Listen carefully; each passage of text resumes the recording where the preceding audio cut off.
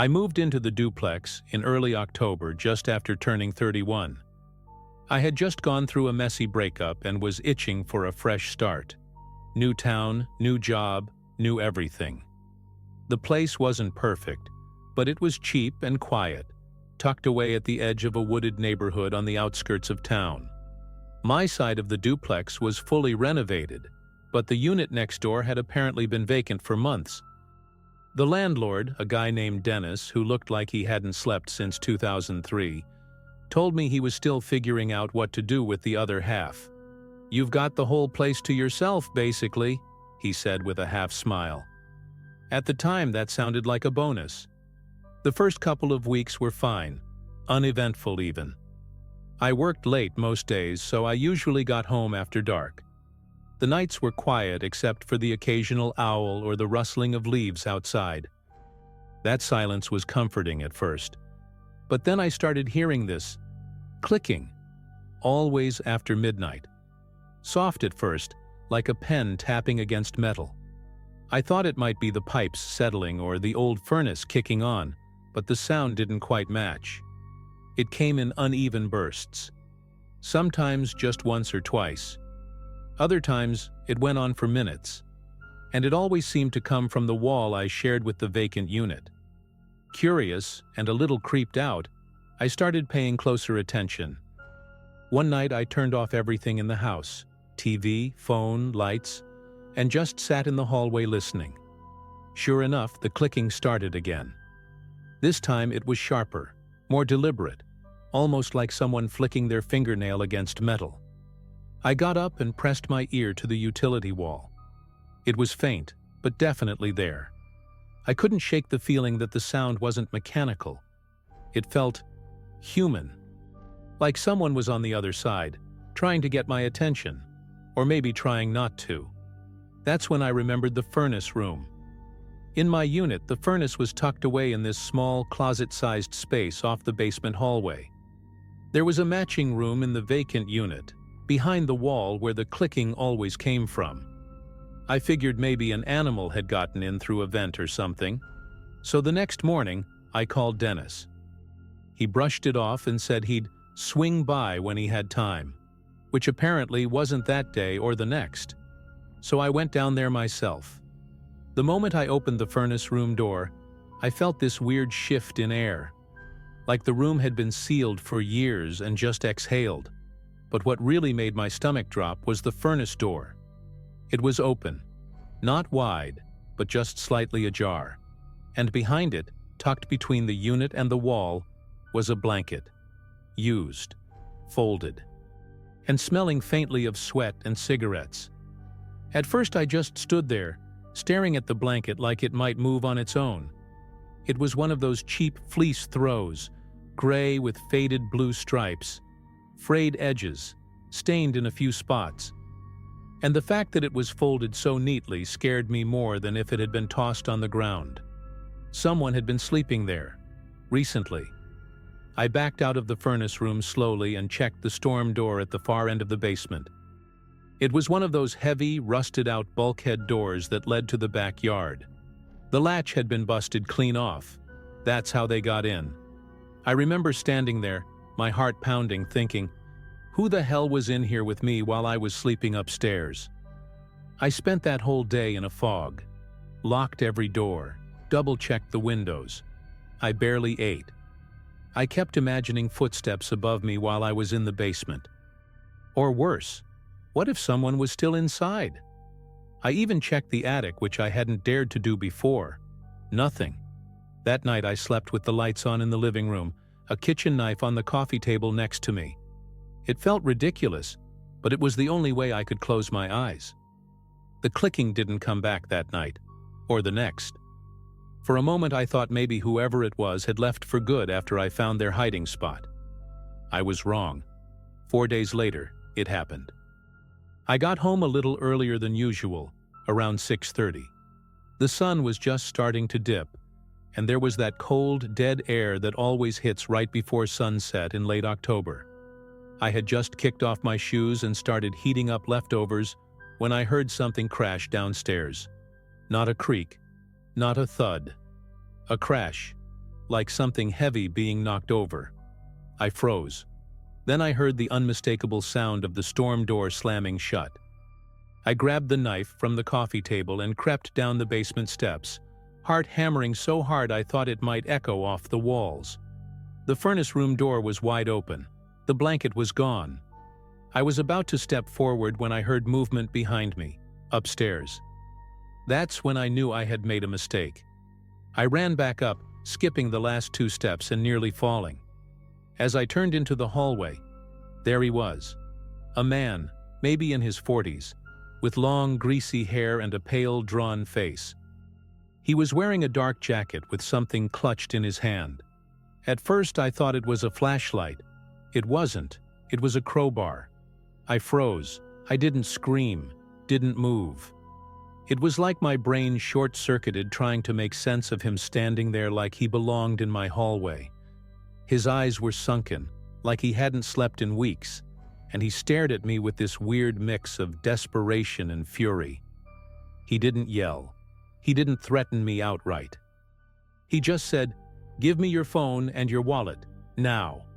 His voice was hoarse and dry, like someone who hadn't spoken out loud in a long time. I wanted to run, but there was nowhere to go. He was blocking the hallway and the front door was behind him. So I did what he asked. I took out my phone and my wallet, and I held them out. My hands were shaking so bad I almost dropped both. He snatched them from me with one quick motion and backed up, never taking his eyes off me. That crowbar never lowered, not even an inch. He walked backward down the hall, slow and deliberate, like he had done this before. I followed at a distance, not because I wanted to, but because I couldn't help it. I needed to see where he'd go, how he'd get out. He slipped out the back door, sprinted across the backyard, and disappeared into the woods behind the house. I stood there at the doorway, stunned, until I realized how cold it was. I was barefoot, and shaking from more than just the weather. I called the cops from a neighbor's house. They searched the property, took a report, but didn't find him. Said he must have been squatting in the vacant unit next door, or using the furnace room whenever he needed shelter. The landlord came by the next day and acted shocked, but I could tell from the way he kept avoiding eye contact that he knew something. I ended up moving out the next week. Broke the lease, lost my deposit, didn't care. I haven't been back to that town since, and I don't plan to. But sometimes, especially in the middle of the night, I still hear that clicking sound in my head. It's been over a year now, and I still keep a crowbar by my bed. Not a kitchen knife, a crowbar. There's something about the weight of it, the feel of cold metal in my hand, that helps me sleep a little easier. I never found out who he was, or how long he had been staying there. But the worst part, the part that still messes with me, is knowing he had been inside my house more than once. Walking through my rooms, breathing the same air, sleeping behind that furnace while I sat upstairs, thinking I was alone. I used to like the quiet. Now I hate it.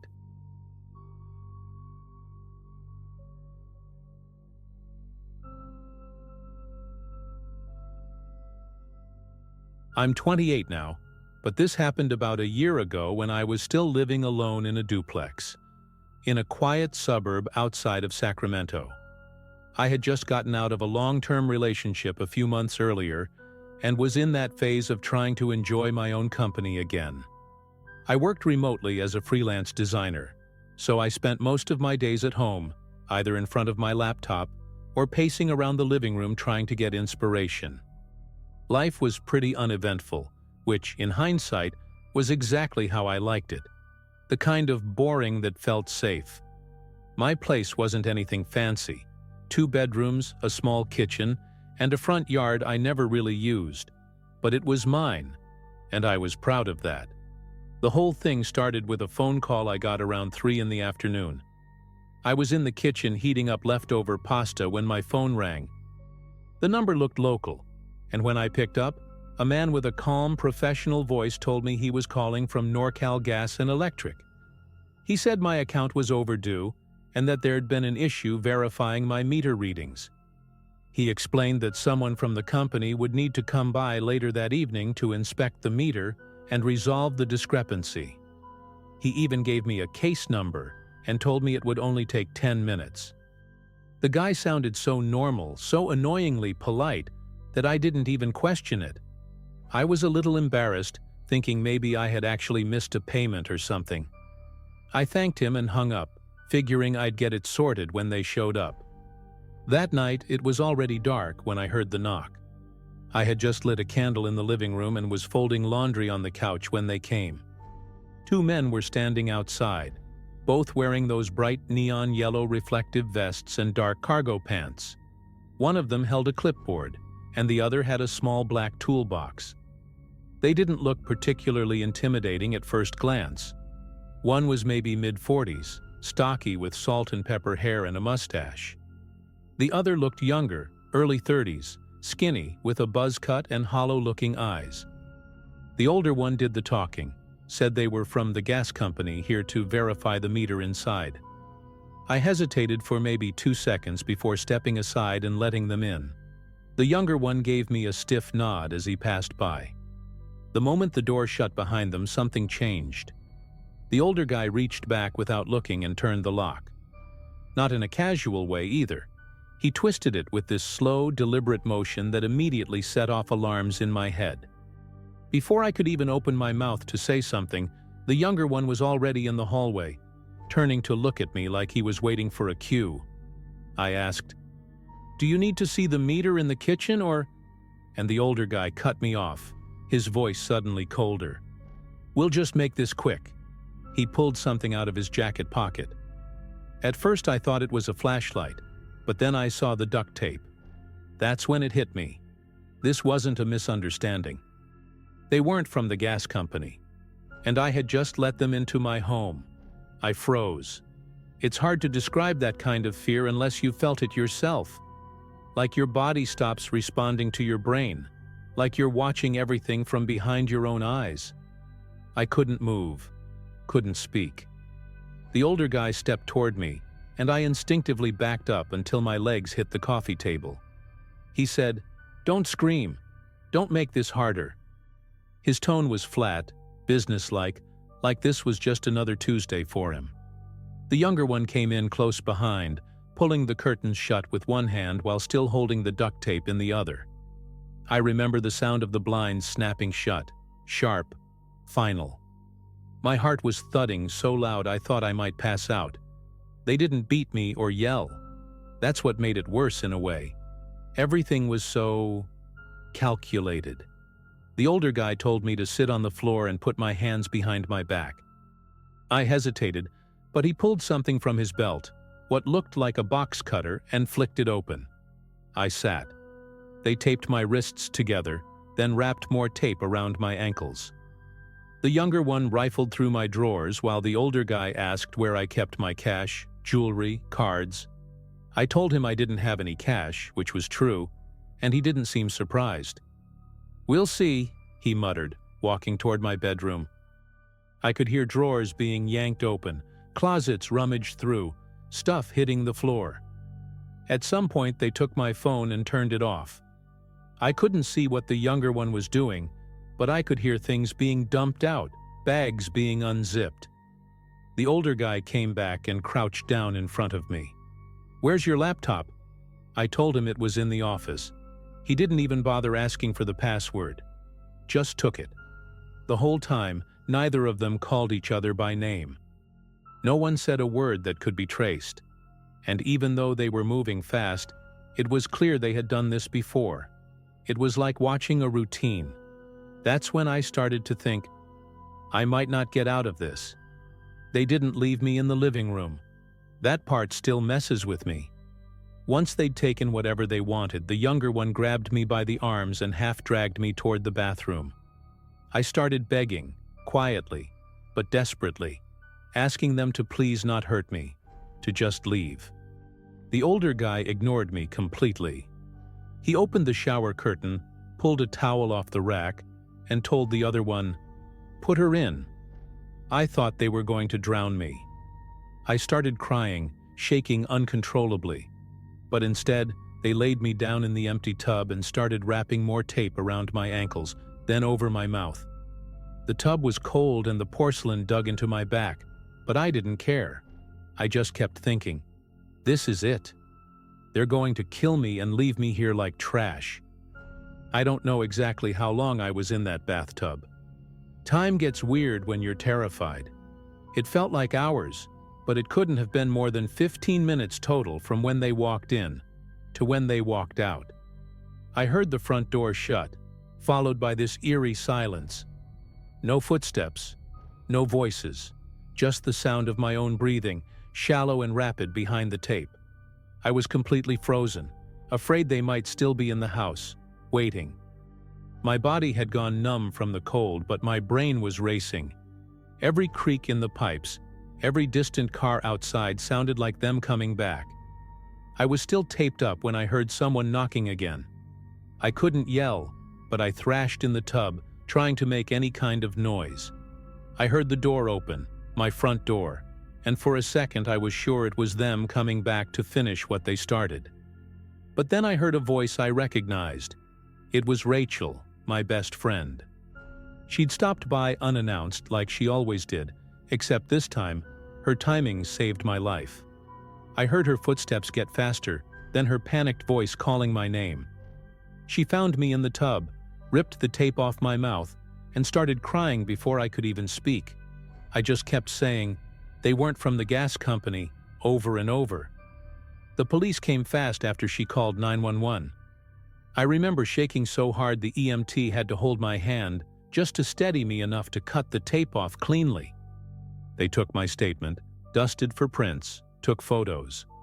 I could tell they'd seen worse, but they looked genuinely disturbed by how organized the whole thing was. One officer told me something that stuck with me. He said, "They probably weren't expecting anyone else to show up. You got lucky." That word, lucky, felt so strange. Nothing about it felt lucky. My safe little home didn't feel like mine anymore. I stayed with Rachel for a few weeks after that. I couldn't sleep with the lights off. I couldn't stand the sound of duct tape for months. They never caught them. Not really. There were some suspects tied to a string of similar home invasions, but nothing solid. No arrests. I moved out 2 months later, changed cities, started over. I still check my locks 3 times before bed. I don't answer the door if I'm not expecting someone. And I never, ever trust a phone call from a utility company without calling back the number from their website first. I keep thinking about how short it all was, under 15 minutes, and how those 15 minutes changed everything about how I feel inside my own home. I don't know if they picked me randomly or if they were watching beforehand. I'll probably never know. But I do know this. Always, always trust your gut. If something feels off, it probably is.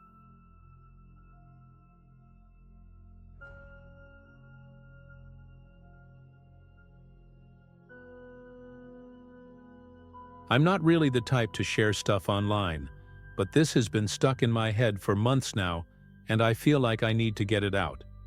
My name's Evan, I'm 41, divorced, live alone most of the time in a 1-story house just outside Tulsa. I split custody of my 2 kids, Ben, 10, and Katie, 7. That night, they were at their mom's place. It was a Friday late October last year. I'd just finished folding laundry and was about to crash on the couch with a beer and reruns of Frasier. I remember thinking how quiet the house felt without the kids' footsteps, without Katie's endless humming. I'd even left the hallway light on out of habit, even though no one was going to be walking to the bathroom in the middle of the night. It was around 10:45 p.m. when the doorbell rang. I froze for a second, not because I was scared, but because it was weird. I wasn't expecting anything.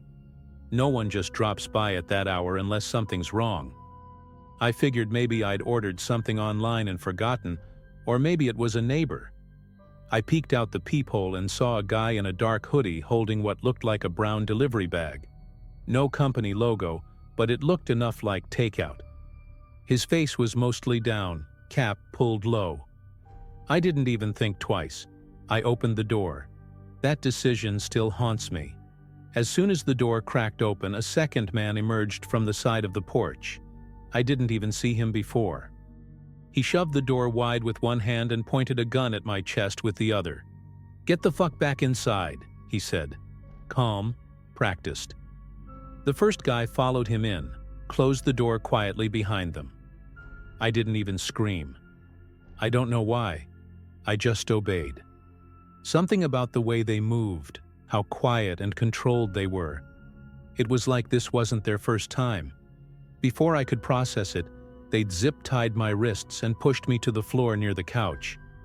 They didn't waste time. The one with the gun, tall, lean, and wearing a black ski mask, started pacing slowly through the living room while the other guy, shorter and broader, crouched next to me. He whispered, "Where's the safe?" I told him I didn't have one. "Don't fucking lie," he said, still calm. I told him the truth. I didn't. I had a small fireproof lockbox in the master closet with documents. Nothing valuable. Then he asked, "Where's the backup wallet? The one you keep in the junk drawer next to the fridge?" That stopped me cold. There's no way they could have seen that from outside. No one even knows I keep that one around, not even my ex-wife. That's when the fear really hit. It wasn't just a robbery. They knew things. Personal things. Things that only someone who'd been inside would know. My heart was pounding so hard I thought I might pass out. The shorter guy got up and walked straight to the drawer, opened it without hesitation, and pulled out the backup wallet. He even made a comment. "You really trust that duct tape to keep this closed?" He tossed it to the other guy, who checked it and nodded. Then the tall one looked down at me and said, "Where do your kids sleep again? The boys' room is the one with the blue sheets, right?" My stomach dropped. They'd never even been to my place. At least I thought they hadn't. Except, I remembered something.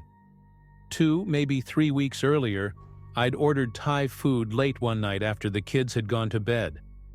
A guy showed up wearing the same kind of hoodie the shorter man was wearing now. He'd looked around a lot, asked how old my kids were, said he had a niece their age. I didn't think much of it at the time. I was tired, and I'm not exactly Mr. Observant. But that must have been it. He got a look inside the house, saw how things were laid out. Maybe even noticed the zip ties I kept on a shelf in the garage, which they were now using on me. They must have been watching the house since then, waiting for a night like this. No car in the driveway, porch light on, no toys left in the yard. The taller guy walked into the hallway and stood just outside my kid's room.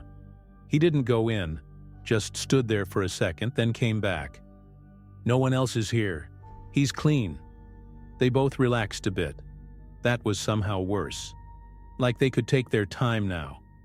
They started going through the house room by room, my bedroom, the kids' rooms, the laundry area.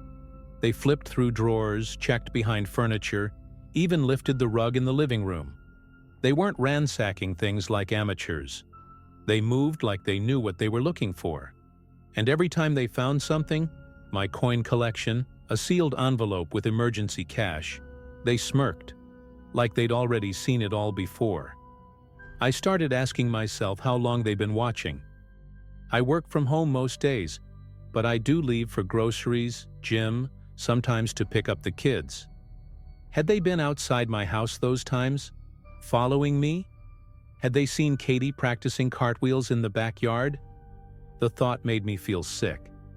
I tried to stay calm, to memorize details, voices, height, any visible tattoos. But they were careful. The shorter guy had a slight limp, though, like his left leg didn't bend all the way. The taller one smelled like engine oil.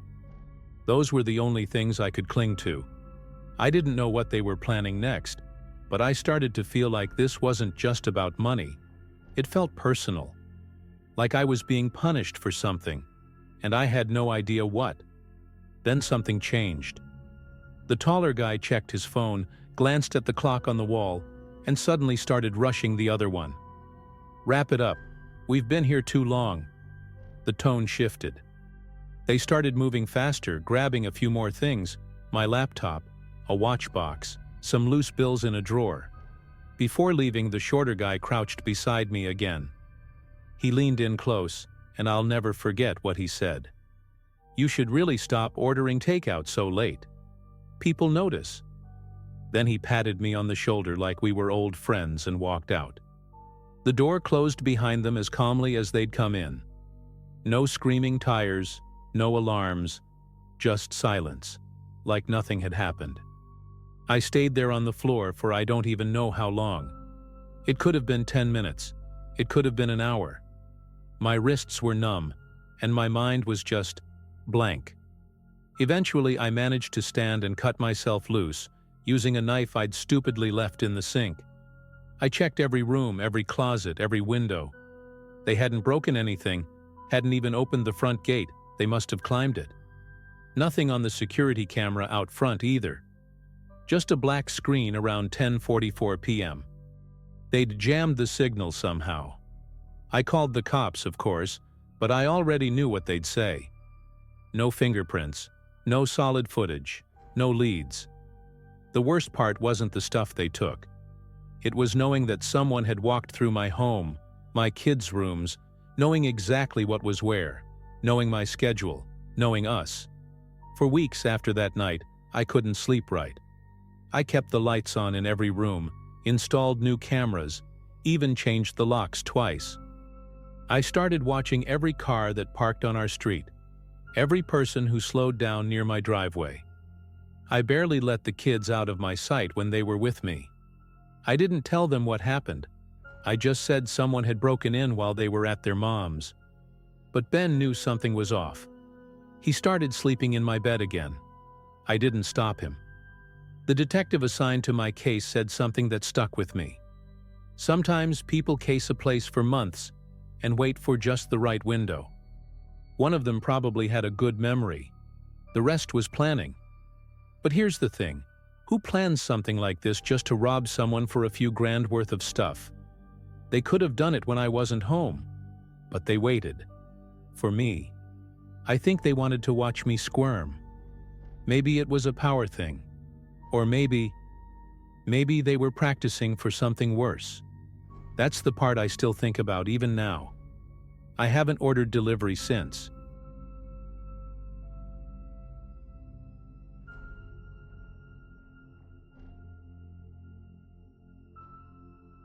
I live alone in a small house just outside of Asheville, North Carolina. It's a quiet neighborhood tucked into the hills. Lots of trees, long driveways, and the kind of silence at night that makes every creak in the floorboards sound 10 times louder. This happened back in late October, just as the air was starting to turn cold enough to see your breath in the morning.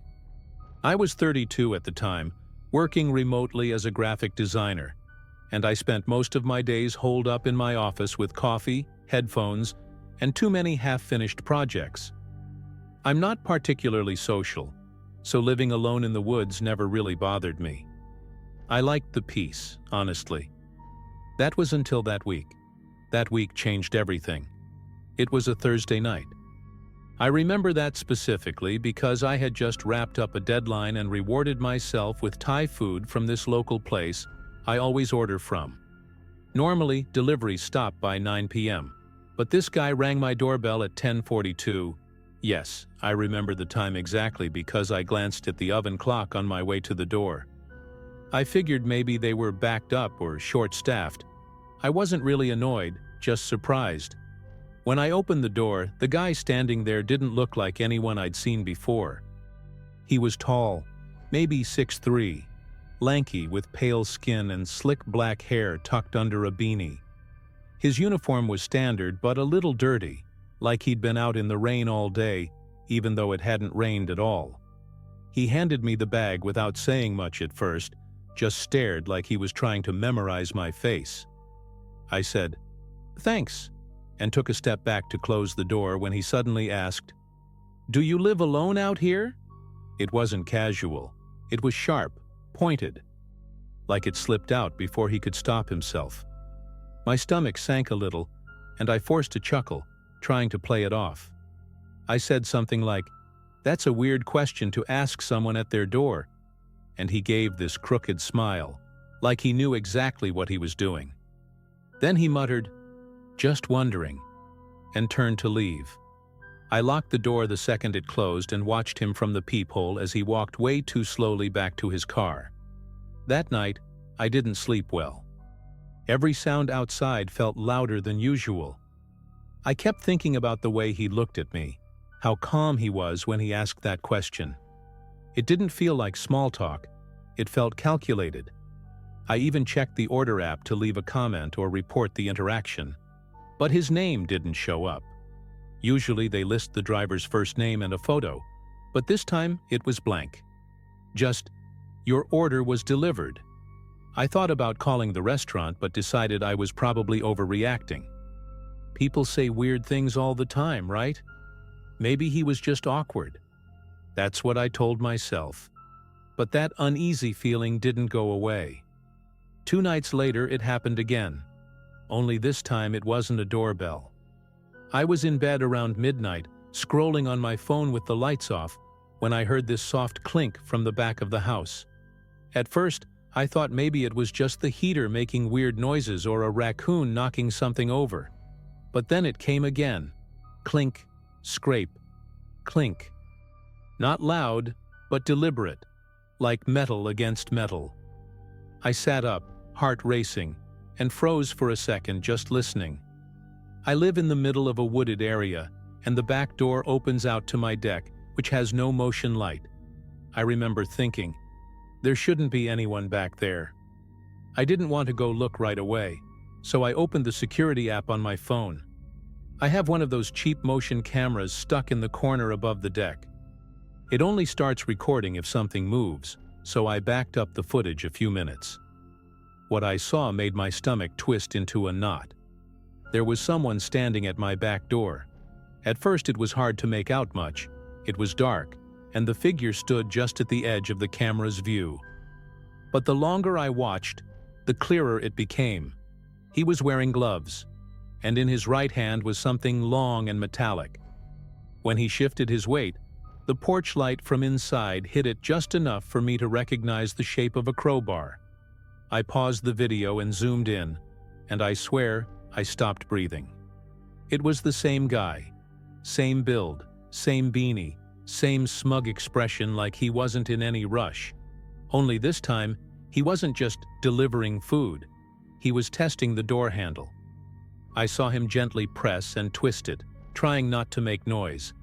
Then he leaned forward like he was listening for movement inside.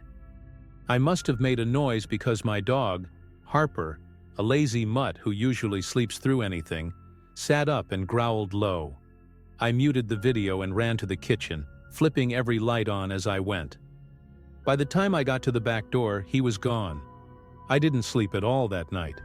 I sat on the couch with Harper by my feet and a baseball bat across my lap, jumping at every creak in the house. I called the non-emergency police line, and they sent someone out in the morning. The deputy, his name was Officer Latham, was polite but clearly skeptical. He looked at the footage, nodded a lot, asked if I recognized the man. When I told him about the delivery and what the guy had said, he frowned but didn't seem too alarmed. "Could be a coincidence," he said, "but I'd keep your doors locked and your phone closed just in case." He gave me his card, told me to call if anything else happened, and that was it. No real answers. No follow-up.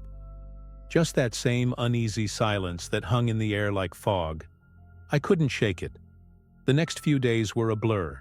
I barely got any work done, constantly checking the cameras, locking and relocking every door and window even during the day. I told a couple friends about it, but none of them lived nearby, and honestly, I could tell they didn't fully get how scared I was. It wasn't just the break-in attempt, it was the way that guy looked at me, like he was already picturing how it would go down. I started leaving lights on at night, and sleeping with the TV playing some crime doc in the background, just to feel less alone. Harper never left my side, and anytime she perked her ears toward a window, my heart would just stop. A few nights after the back door incident, I woke up around 3 a.m. to this faint buzzing noise. like a phone vibrating on a table, but slower. I followed the sound to the front door. When I looked through the peephole, there was no one there. But the porch light was off, which was strange because I had set it to always stay on at night. I flicked it manually, and as the light popped on, I saw something that made my stomach turn. Wedged under the welcome mat was a small, black, wired earpiece, like the kind drivers use with radios. It looked like it had been ripped out of a headset. I didn't touch it. Just shut the door and backed away, my whole body shaking. That morning, I sent the footage and the photo of the earpiece to the officer who had come by before. To his credit, he showed up within an hour with another cop, and they actually canvassed the area a bit. They didn't find anything, or at least that's what they told me, but they did take the earpiece with them. Later that evening, Officer Latham called me and said something that made my blood run cold. "We're not 100% sure, but that headset might match the model used by some local courier companies. You said you never saw his name in the app, right?" I confirmed that, and he paused before saying, "That might be because he wasn't supposed to be delivering anything." The next day, I called the restaurant directly. The owner, an older Thai woman named Molly, was super kind and understanding. When I described the man, she immediately said none of their drivers matched that description. They hadn't had any new hires in weeks. I gave her the time and date of the delivery, and she went quiet for a moment before telling me that, according to their system, no one had been assigned my delivery that night. She offered to refund the order, but I didn't even care about the food at that point. I thanked her and hung up. That was when it hit me. Someone had posed as a delivery driver, just to get me to open the door.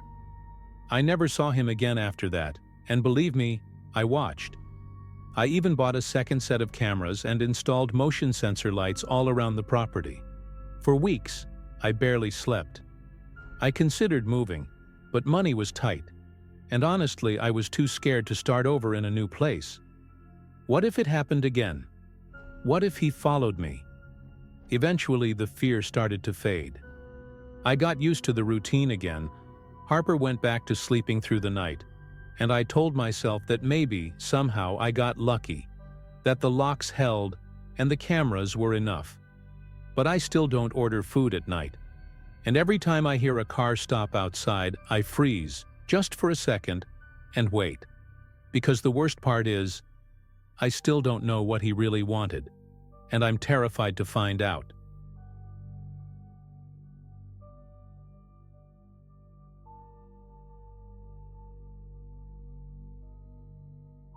I was 22 when this happened, living alone in a small rental house about 10 minutes from campus in Gainesville, Florida.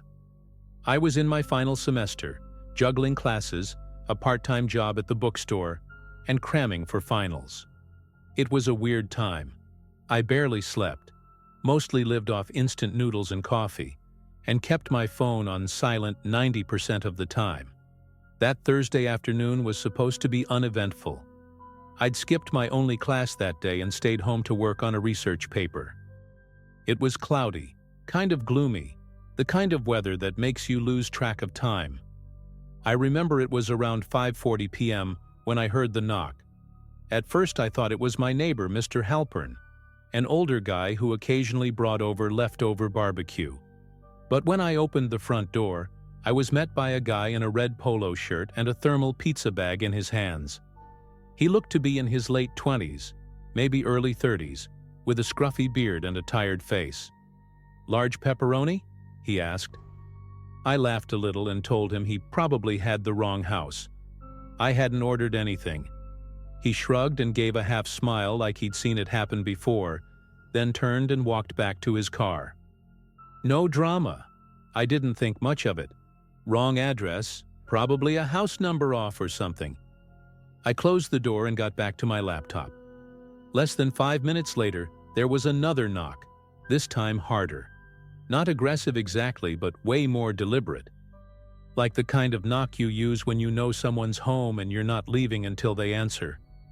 I stood up again, kind of annoyed, and walked over quietly. I didn't open the door this time. Instead, I looked through the peephole, but I couldn't see anything. It was just black. For a second I thought maybe it was too dark outside, but then I realized someone was covering it. My stomach dropped. I didn't even breathe. I stood frozen there for a few seconds, then quietly backed away. That's when I heard the second knock, at the back door. I don't even use that door, ever. It's behind the kitchen and opens into a narrow space between my house and the wooden fence. No one ever goes back there. I panicked and grabbed my phone from the table. For a split second, I thought maybe I was overreacting. Maybe it was some weird coincidence. But then I remembered. I had posted a photo of my new house on Instagram the week I moved in. Tagged the location, even made a dumb joke in the caption. Finally out of student housing hell. I hadn't thought about that post in months, but now it was the only thing I could think about. I crouched behind the couch and dialed 911 with shaking hands. I whispered to the dispatcher, trying to stay calm, but my voice was all over the place. I told her someone was at both doors and that I didn't know who they were. She told me to stay on the line, stay low, and stay quiet. I remember crouching there, staring at the front door, heart pounding in my ears like a drum. Every little sound felt amplified. The creak of the floor under my foot, the hum of the refrigerator, even the buzzing of my phone vibrating with a spam call. I didn't dare look out the window. I didn't want them to see movement. I just waited, every second feeling like an hour. Then I heard footsteps, fast ones, moving along the side of the house toward the back. Something scraped against the wall, like metal on stucco. I couldn't breathe. I wanted to scream, to run, to do something, but my body felt stuck. I could hear them trying the back doorknob, then a thud, like someone kicking it, testing it. It held, thank God. I remembered that I'd locked it that morning, which I almost never did. It was just luck. Total chance. I thought I heard someone whispering outside, low and urgent, like they were talking to someone just out of my line of hearing. About 3 minutes later, I saw the flash of red and blue lights through the blinds. The police had arrived fast, maybe 6 or 7 minutes total since I made the call. 2 officers came up with flashlights drawn. I heard them shout something, then someone took off running. I couldn't see where, but I heard the fence rattle. One of the officers chased after them while the other knocked on the door and called out for me. I opened it slowly, still shaky, and the officer, a tall woman named Officer Grant, stepped inside to make sure I was okay. She was calm, professional, but I could tell from her face that something was off. They checked around the house with their flashlights and found a crowbar and a pair of gloves stashed behind the bushes near the back fence. The thermal pizza bag was still in the guy's car, sitting on the passenger seat, but it was empty. No pizza, just a folded-up hoodie inside. Officer Grant said it looked like the guy had just used it to seem legit. Make me open the door. Classic decoy tactic, she said, like she'd seen this kind of thing before. She asked me if I'd posted anything about being home alone recently, and that's when I remembered the Instagram post again. My heart sank. I told her about it, and she nodded, scribbling in her notebook like it confirmed something she already suspected. After the officers finished checking everything, they took my statement and stayed around for a while, just to be sure no one came back. I remember sitting on the edge of the couch, still trying to process what had just happened. I kept thinking about that guy's face, the fake delivery guy. He looked tired, yeah, but also kind of bored, like this was routine, like he'd done this before. That expression haunted me for weeks. Officer Grant told me they were seeing more of this kind of thing lately. People picking random houses through social media, checking for signs someone lived alone or wasn't home, then staging these setups. My post with the location tag and the moving boxes in the background probably made me look like an easy target. They never caught the guy who ran. The one they did catch, the one in the red polo, wasn't carrying ID, and when they ran his prints, nothing came up. I never got any follow-up about him, and to be honest, I didn't push. I just wanted to forget it happened. For weeks after, I slept with the lights on. I bought a security camera the very next day and installed it myself, even though I had no idea what I was doing. I deleted every post that showed anything personal: house, car, anything that could give away where I lived. It was a total digital purge. That one post had almost gotten me killed. What really messed me up, though, was the idea that they knew I was inside. They had a plan. The guy at the front was just there to get me to open the door. If I had stepped outside, even just for a second, I don't know what would have happened. And the fact that one of them went around back like they were trying to box me in? That wasn't random. That was coordinated. That was practiced. Someone had looked at my house and decided it was a good target, and I had made it easy for them. It wasn't like a break-in gone wrong. It felt personal, even if it wasn't. It's been over a year now. I've moved since then, closer to downtown, in an apartment building with security and cameras everywhere. I don't tag my location anymore. I barely post at all, to be honest. But sometimes I still think about that knock. That weird moment when something feels just a little off, and your brain tells you to ignore it. Don't. If you ever get a delivery you didn't order, don't open the door. Don't try to be nice. Don't assume it's a harmless mistake, because it might not be. I learned that the hard way.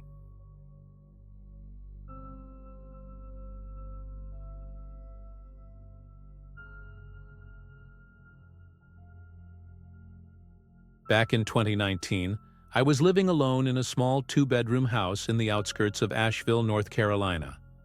I had just turned 30 and was finally starting to feel like I had my life in order. I worked remotely as a copy editor for a legal publishing company, which meant most of my days were spent at home, in oversized hoodies and mismatched socks, hunched over my laptop with coffee-stained fingers. My routine was quiet, predictable, and honestly, kind of perfect. I had no roommates, no pets, and no drama. Just my books, my playlists, and the occasional visit from my sister, Megan, who lived a few towns over. The break-in happened on a Thursday. I remember because I had just sent off the final edits of a truly awful deposition and was treating myself to leftover pad thai on the couch when I heard a soft metallic clink.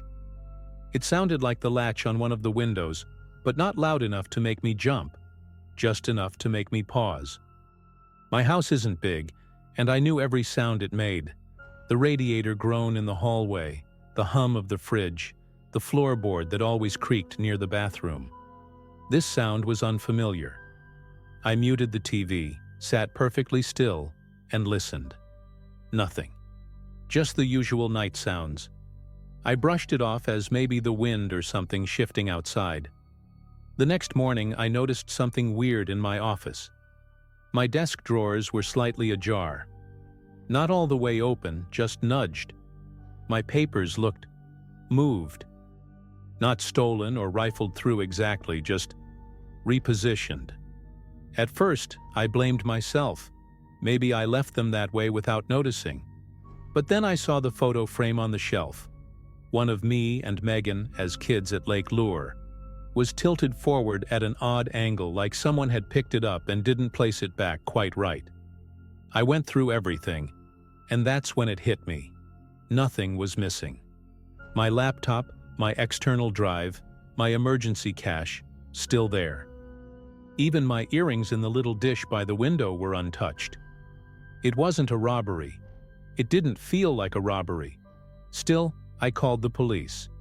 Not because I expected them to do much, but because something didn't sit right. Officer Kellerman showed up an hour later. He was polite, probably in his early 40s, with tired eyes and a wedding ring he kept fiddling with. He took a look around, asked a few questions, and concluded that maybe it had just been a mistake. Or maybe I left a window unlocked and some kid thought they could sneak in and chickened out. "Nothing stolen, no forced entry," he said, scribbling something into a worn-out notepad. "You're lucky." But that word, lucky, didn't sit right with me. I didn't feel lucky. I felt watched. I couldn't shake the feeling that something was off. That night, I double-checked every lock, even jammed a wooden dowel into the sliding door track like my dad used to do when we were kids. Still, I didn't sleep much. Every creak made my skin crawl. I kept thinking about how deliberate everything had seemed. How whoever was in my house didn't take anything. They just looked, and that's what scared me the most. Why go through someone's things and not steal anything? What were they looking for? Or worse, what did they find? The next day, I noticed something even stranger. I keep all my important documents in a locked drawer: passport, birth certificate, tax stuff. And out of habit, I checked. Nothing missing. But the manila folder where I kept some older leases and bank paperwork was turned around. Like literally rotated 180 degrees, and the papers inside were out of order. Again, subtle. Something you might not notice unless you were looking for it. That's when I realized someone had gone through it carefully, almost respectfully. And that's when it really hit me. It wasn't a burglar. It was someone gathering information. I told Megan everything.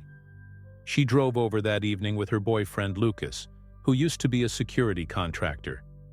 While she tried to calm me down, Lucas went around the house looking for signs of forced entry or tampering.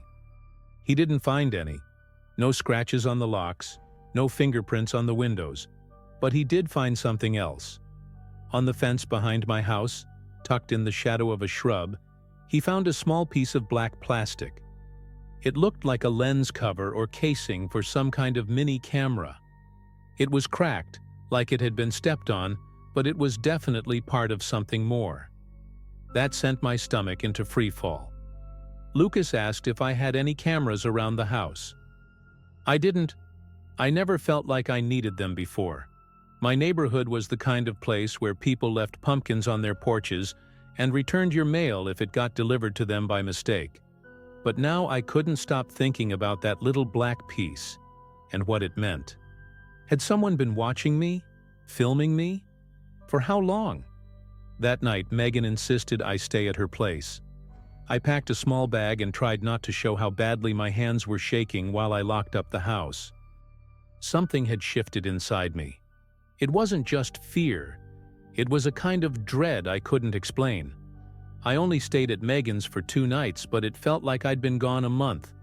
When I came back home, everything looked the same. Too much the same, like someone had tried to recreate how I'd left it. The kitchen towel was folded differently. A mug I hadn't used in weeks was on the dish rack, and my office chair was pulled out, even though I always push it in. It was subtle, like before. No sign of forced entry, nothing stolen, but something had definitely been touched. Whoever this was, they had been back while I was gone, and they wanted me to know. I started doing what any paranoid person would do. I took photos of every room before I left the house. I'd stand in the doorway and take a full shot of each angle. I even took pictures of inside drawers, how my clothes were folded, the position of my toothbrush. It made me feel a little insane, but I needed proof, some kind of confirmation that I wasn't just imagining things. And that proof came 3 days later. I compared a photo of my nightstand from the morning with one I took that evening. In the newer photo, my drawer was open just a crack. And inside, my journal had been moved. I don't care how subtle it was. I know I didn't leave it like that. I ended up buying a cheap motion-activated camera online and hid it inside one of the bookshelves in my living room. It didn't record continuously, just clips when it detected movement. The first few days, nothing happened. I started to think maybe I was overreacting, or that whoever it was had finally gotten whatever they wanted. But on the 5th night, I checked the footage, and my heart just stopped. At 3:13 a.m., the camera captured movement. The lights were off, but you could clearly see a figure, tall, hooded, wearing gloves, walking straight past the shelf, pausing for a second as if they knew the camera was there, and then disappearing into the hallway toward my bedroom. I couldn't even breathe. I replayed it 5, 6, 7 times. The way they moved, it wasn't hurried, it was calm, purposeful, like they belonged there, like they knew the layout of my house better than I did. I called the police again, showed them the footage, and they took it a little more seriously this time. They asked if I had any exes or enemies, someone who might be trying to mess with me. I didn't. I'm not that interesting. I live quietly. I don't post much online, but someone had targeted me, and it wasn't for money. They weren't trying to rob me. They were collecting things, watching, studying, and I had no idea why. After the police visit, I couldn't stay there anymore. I moved in with Megan and Lucas for a while, took a leave of absence from work, and honestly, I just shut down for a bit. I didn't sleep well. I jumped at every sound, but I kept thinking about what they were doing, why they hadn't taken anything, just moved through my life like a ghost cataloging pieces of me. A few days later, I got a call from Officer Kellerman. He said they'd finally reviewed my camera footage frame by frame and noticed something I hadn't caught. The intruder had taken photos. You could see a faint flash from a phone or some kind of device aimed at my bookshelf, my framed pictures, even the inside of my open journal. They didn't want to steal. They wanted to replicate something, copy it. That's what scared me the most. The idea that someone was building a version of me somewhere else. Not in a supernatural way, not some evil twin thing, but maybe an identity, a fake life. My documents, my handwriting, my photos, it was like they were staging me. And for what? Fraud? Manipulation? Something worse? Kellerman said they'd look into recent identity theft cases in the state, but nothing ever came of it. No suspects, no arrests, just a vague theory and a growing knot in my stomach. Eventually, I hired a locksmith to change every lock on my house, installed a proper security system, and moved my important documents to a storage unit in another town. I even got a P.O. box and stopped having mail delivered to my house. It was like I had to break my own routine to become unpredictable. I started living like a version of myself that even I wouldn't recognize, changing paths, schedules, habits. And slowly, very slowly, the fear settled into something else. Vigilance. I never felt safe again, not the way I used to, but I learned how to live with it. You have to. It's been almost 5 years now. I haven't had any new break-ins, no strange movements on the cameras, but every now and then I'll get a weird piece of mail. A credit card application I never requested. A confirmation email for an account I never made. And every time it makes my blood run cold. I'll never know who did it or why. But I know it wasn't random. It wasn't about stealing. It was about studying, about copying. And maybe, somewhere out there, there's a version of my life being lived by someone who knows exactly where I sleep, what I write, and which side of the bed I never use.